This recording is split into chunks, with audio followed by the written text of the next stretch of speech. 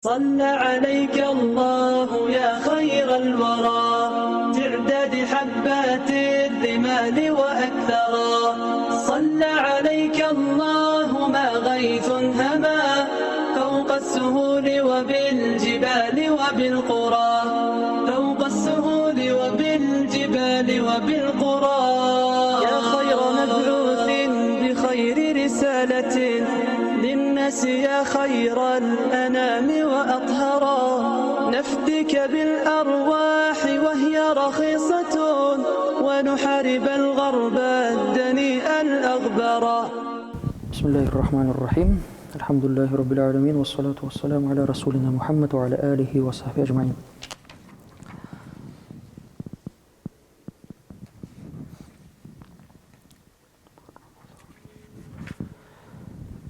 Итак,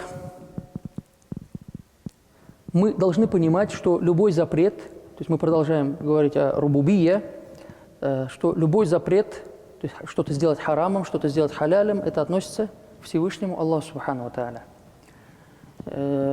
Поэтому человеку, который дает фатву, ему нужно быть серьезней, нужно четко понимать, что он говорит людям как бы от имени Всевышнего Аллаха. Когда к муфтию подходят и задают вопрос, и он отвечает им, как это в религии, например, вопрос по акиде или вопрос по фикху, он говорит от имени Всевышнего Аллаха, по сути. Потому что человек, он авам, обычный человек, он не имеет возможности изучать эти книги, он подходит и задает конкретный вопрос. Как мне поступить? И ты ему говоришь, как нужно по религии, в соответствии с исламом, поступить в той или иной ситуации. Поэтому это очень важно. Он говорит от имени религии нашей, он говорит от имени Господа.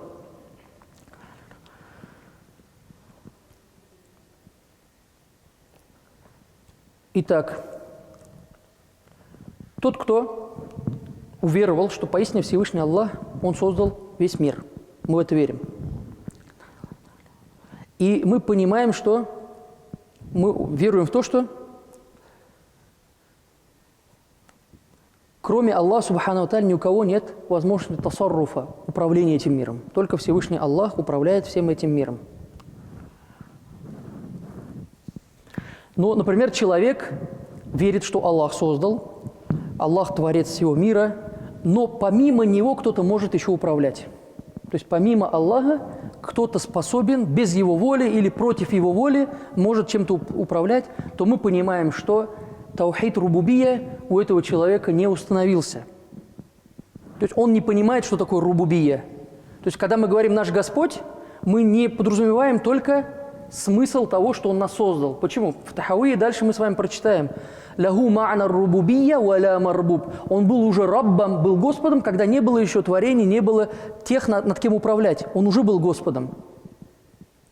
То есть, значит, это смысл обширный, это смысл не только творения тех, кем управлять. Здесь в этот смысл также входит понятие амар ва нахи, как мы уже сказали. Это только прерогатива Всевышнего Аллаха Субхану ва Тааля. Харам и халяль. Инша ахкам шар'ия. Устанавливать шариатские законы. То есть никто не может халяль сделать харамом. Это понятно, да? Но была проблема, что некоторые категории монахов или там религиозных людей считали, что у них есть возможность от имени Господа или вот в таких повседневных делах устанавливать запреты, то есть сказать что-то халяль, что-то харам, и, то есть это запрещено. Теперь мы подошли с вами к вопросу, о котором я уже сказал, вопросу о мнении Ибн База. О мнении Ибн База. У него есть книга «Та'ликат на акиду тахауия». Та'ликат на акиду тахауия, скажем, что-то вроде, чтобы вы понимали, толкование, небольшого толкования, акид тахауия. И вот именно в этом месте, в понимании слов рубубия, раб, он пишет там сначала, он говорит, что таухид, рубубия, это первая часть из частей таухида, он пишет, хорошо. И какой же он смысл дальше дает? Это вера в Аллаха Субхану ва Тааля, что Он един в своих действиях. Это вера, что Он творец, Он разык, дающий пропитание, управляющий мудаббир делами своих творений. Хорошо.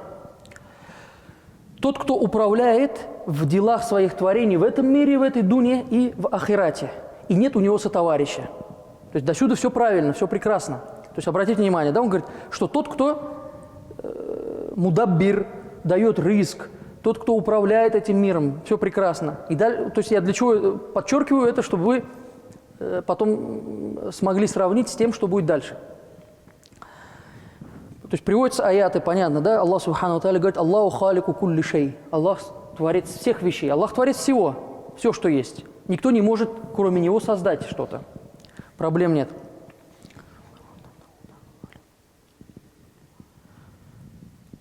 Но когда вопрос коснулся мушриков, разве они, то есть когда их спросили, мушриков спрашивают, они отвечают, что то есть Аллах создал все. И вот здесь он начинает говорить, что у них было понимание акиды рубубия, потому что они тоже верили, что Аллах создал этот мир. То есть мушрики, хоть они и поклонялись различным идолам, то есть у них нет акиды улюхия, говорит он, так как они не поклоняются Всевышнему Аллаху. То есть у них ошибка в акиде улюхия, но у них нет ошибок в акиде рубубия. Они правильно понимают рубубия, они принимают его Господом. Вот здесь именно идет непонимание Ибн Базом смысла рубубия, потому что смысл рубубия, он еще более обширен, нежели он ложно полагал. То есть как можно сказать, что мушрики, у них есть таухид, они верят в таухид, у них есть рубубия. Можно сказать, что какие-то есть аспекты из рубубия, но не обладают они акидой рубубия. Потому что акида рубубия – это не только создание, это все качества, что Аллах управляет этим миром, Он решает, Он запрещает, Он дозволяет. Это вот у рубубии есть обширный смысл. Это не только создание из ничего, как некоторые ложно полагают, что вот просто создать акт творения – это и есть рубубия. Нет. И об этом он сам вначале сказал, что Аллах должен делать тадаббур, Он разык, Он халик, все вот это делает, но почему-то дальше вот это пошло. Затем, как бы шейх Саид Фуда поясняет, что мы видим некий гафлят, некую беспечность с его стороны, но по сути он хотел сделать рад тем, кто ему противостоял, просто показать свою позицию. Аят, который приводится в суре Зумар, в нем есть ясное указание, что мушрики, они относили истинный смысл рубубия кому-то помимо Всевышнего Аллаха. То что они делали мушрики? Они считали, что кто-то помимо Аллаха может харамом сделать, может управлять чем-то, то есть без воли Всевышнего Аллаха. То есть мушрики это считали. И в этом проблема. У них не было акиды рубубия. Они не могли быть в акиде рубубия. И нет сомнений, что Ибн Баз и подобные ему, они ошиблись, когда сказали, что мушрики, у них был тахкик, они были мухаккиками в таухиде рубубия. Хоть они как бы и отнесли управление кому-то помимо Всевышнего Аллаха, как можно сказать, что они были муахидун, что они были людьми таухида? Это же глупо. То есть это не выдерживает никакой критики. Но мы знаем, что Ибн База был хадаф, у него была своя цель, она другая цель, и под этим он хотел совершенно другое. То есть сначала говорит одно, и здесь есть еще что, они неправильно поняли слова Ибн Таймии. То есть Ибн Таймия этого не подразумевал на самом деле. Они начали трактовать как в искаженном виде. Также нам известно, что мушрики, даже ягуды, насара, то есть у них не было таухида, не было единства в рубубия. В этом проблема. Иначе их тоже надо сказать, что они люди таухида, люди. Так как рубубия – это единение, знать, то есть утверждение, что Всевышний Аллах Субхану Тааля в управлении, в абсолютном смысле Он един, и нет никого другого. Это, опять же, как я сказал, повеление, запрет, создание, уничтожение, оживление, умертвление. Все эти качества, все эти вещи делает только Всевышний Аллах, никто другой наравне с Ним этого не будет делать. Также он дальше, Ибн Баз говорит, что они не вошли в ислам, мушрики, в ислам, из-за своего ширка в поклонении только. То есть они как бы, у них есть таухид, они правильно верят в одного Всевышнего Аллаха, вот у них есть таухид рубубия, но проблема в том, что они поклоняются идолам. На самом деле, если у человека есть рубубия, он понимает, что все происходит только по воле Всевышнего Аллаха, как он может вообще сделать ширк? Разве это возможно? Разве он может попросить у кого... То есть, и их понимание еще какое? Посмотрите, минус в понимании, что... То есть на этом многие попадались, что ширком является просить у кого-то то, чего он сделать не способен. То есть, понимаете, да, формулу? Ну, например, я попрошу у человека, ну, скажем, в спортзале, давай выжми 200 килограмм. Это же нереально? Что, это должно быть ширком? То есть он никогда 200 килограмм от груди не отожмет. Это же невозможно для него. То есть мы смотрим, он 40 килограмм еле поднимает. То есть мы просим то, что невозможно по отношению к нему. Разве это может быть ширком? Если человек, скажем, ну, попросит у человека, человек инвалид, он об этом не знает, принеси стакан воды. Разве это может быть ширком? То есть это позиция глупая. Если человек знает, что все делается по воле Всевышнего Аллаха, если я обращаюсь к кому-то, принеси, подай, помоги, что-то сделай, то есть я не подразумеваю, что это только он может мне помочь помимо воли Всевышнего Аллаха.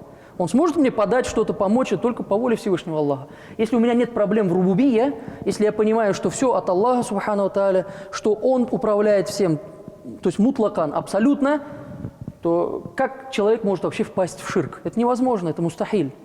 То есть понимаете, да, суть? Вот даже представим, человек вот будет рахля, стул, он будет просить, стул, помоги мне. Ну, это просто клинический случай, его надо в больницу ложить. То есть человек идиот, просит... То есть это ширк или клиника? Если я буду просить у вас что-то, чего вы не можете делать, разве это может быть ширком? То есть я не знаю, я вот у вас что-то попросил.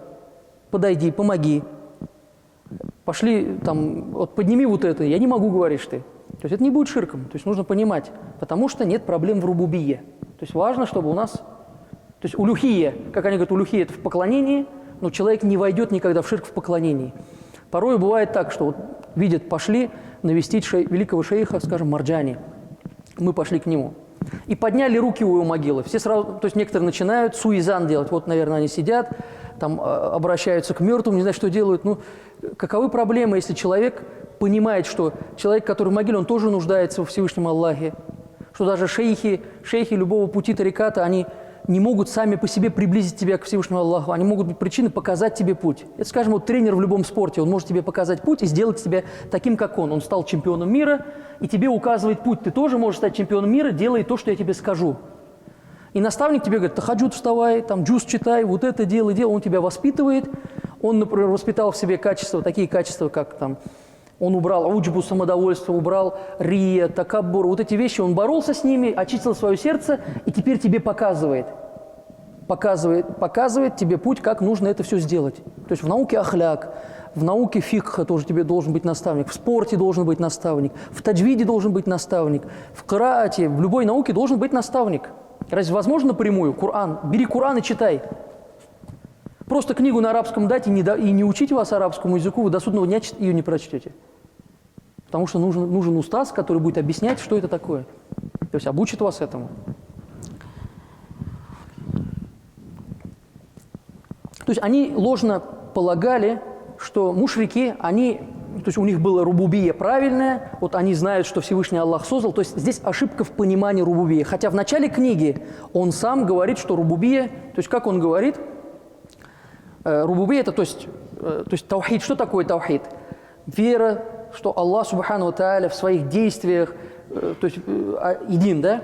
Что Он единственный Творец, Он разак единственный, Он мудаббир, тот, кто управляет, который управляет всеми делами своих творений, мутасарриф, кто это все делает, то есть управляет всеми делами своих творений в этом мире и в следующем, и нет ему в этом сотоварища. То есть правильно сказал? А почему дальше проблема? Почему дальше переводишь смысл и говоришь, что рубубия – это только создание? Это не только акт создания. Ибо имам Тахауи в своей книге говорит, то есть дальше он скажет, мы до этого тоже дойдем, что «лаху ма'на рубубия», у него есть смысл рубубия, то есть рубубия относится к Всевышнему Аллаху, «валя марбуб», тогда еще, когда не было марбуба, когда не было тех, над ком бы проявлялось это. То есть Аллах субхану ва тааля всегда был раббом.